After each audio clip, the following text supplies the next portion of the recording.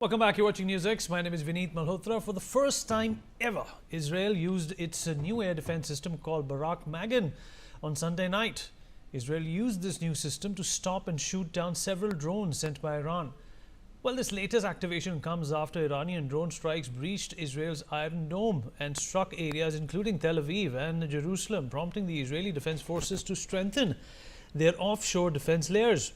Well, these drones were destroyed using Barak Magen and another system called the Long Range Air Defense Interceptor, both fired from an Israeli Sa'ar-6 missile ship. The Barak Magen system can shoot down many kinds of threats like drones, cruise missiles, high trajectory missiles, missiles fired from land to sea, and is the naval configuration of the broader Barak MX air defense suite developed by Israel Aerospace. Well, what makes this uniquely suited for naval deployment is its ability to adapt dynamically to the complex maritime threat landscape. The interceptors are launched vertically, providing full 360-degree defensive coverage and the capacity to respond to simultaneous attacks from multiple directions. Although Barak Magen is exclusive to Israel's naval platforms, its technologies and technological roots intersect with a parallel system developed in partnership with India, the Barak-8. Well, the Barak-8 is a land and sea-based system designed to counter various threats like aircraft, drones and missiles. Both systems share technological roots and are designed to protect against similar threats, although Barak Magen is specifically focused on defending naval platforms. We'll talk about this with our guest. Joining us on the show at this point in time is Major General G.G. Dwivedi, defense expert, Dr. Ravi Kumar Gupta, former director of DRDO, also with us on the show, Air Vice Marshal P.K. Srivastav, who's a defense expert, and last but by no means the least, Group Captain M.J. Augustine, who's also joining us. He's a defense expert. Welcome everyone and thank you for joining us. General Dwivedi, the war in Israel and Iraq is at a pivoting stage.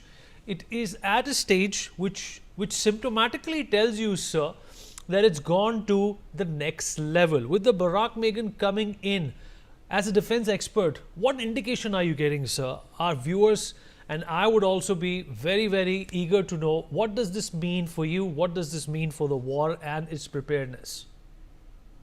Well, Vineet, today is the 9th day, and I just done an article for the first post, and the article heading is the war at the inflection point.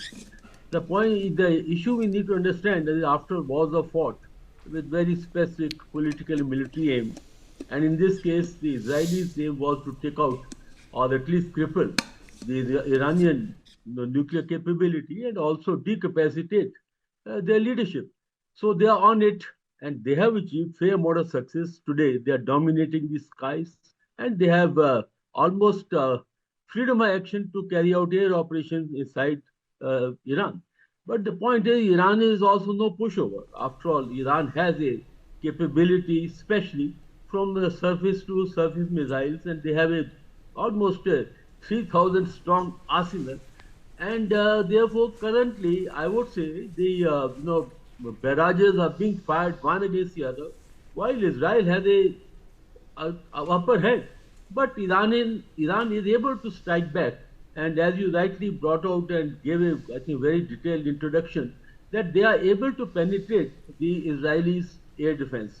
And I know we have the air warriors, they can actually throw greater light, but the air defense is layered, like they have the 4 layers, they have basically the Iron Dome, they have the terminal high altitude air defense, David sling and arrow, based defense, which is layered, Iron Dome has a 70 kilometer range, THAAD will have about 200, and David sling about 300, and then arrow system has longer range about 2,400. But the point is that none of these systems are impenetrable. They are able to penetrate these.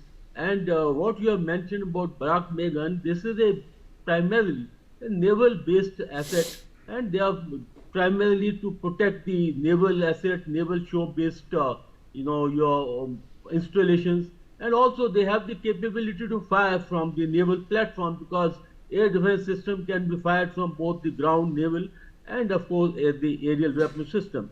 The last point that I want to communicate is that the aerial warfare is decided on 2 spectrums. One is your offensive capability and secondly is how well you can defend yourself. Israel definitely have a upper hand because they have the state-of-line aircraft like F-35, F-16, whereas Iranians really don't have a air force worthwhile, but they do have adequate defense capability to carry on for a long time. And just a small point along with this, see, Israelis definitely have two disadvantages. Firstly, they don't have strategic depth, and secondly, their stamina because they cannot fight indefinitely. They have the arsenal for next about 15, 20 days unless it is supplemented by Americans. I think they will definitely feel the pinch. Whereas Iran has strategic depth and they have the capability to fight longer. So we have to wait and watch.